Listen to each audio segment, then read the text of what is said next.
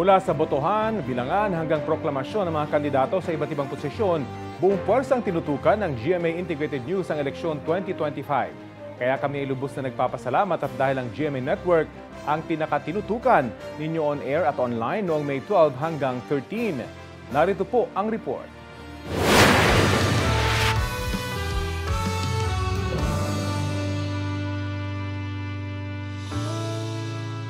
Mula sa botohan, ito po ang Eleksyon 2025!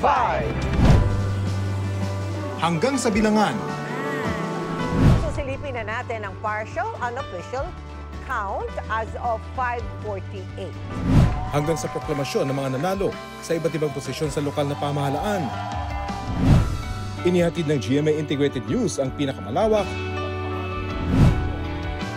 pinakakomprehensibo,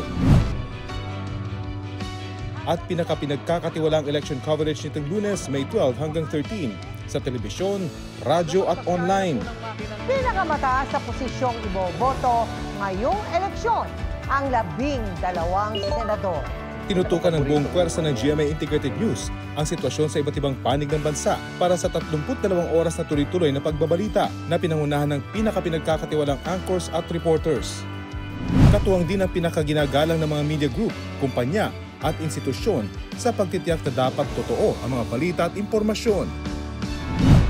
Muling pinagtibay ng GMA Network ang posisyon nito bilang leading news authority sa bansa dahil ang eleksyon 2025, the GMA Integrated News Coverage, most watched on air at online.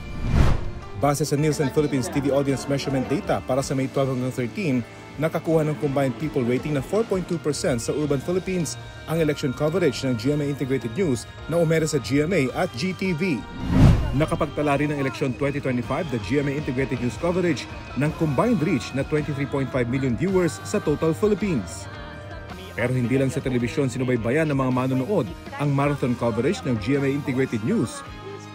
Online, ang eleksyon 2025 ng GMA Integrated News ang pinili ng netizens na source of news and information.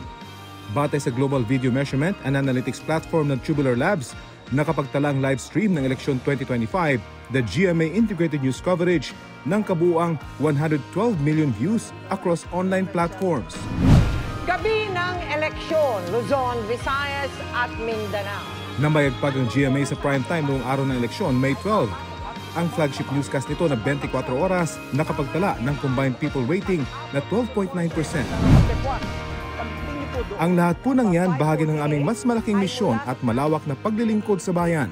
Maraming salamat sa inyong tiwala, mga kapuso. Dapat totoo sa eleksyon 2025. Rafi Tima nagbabalita para sa GMA Integrated News.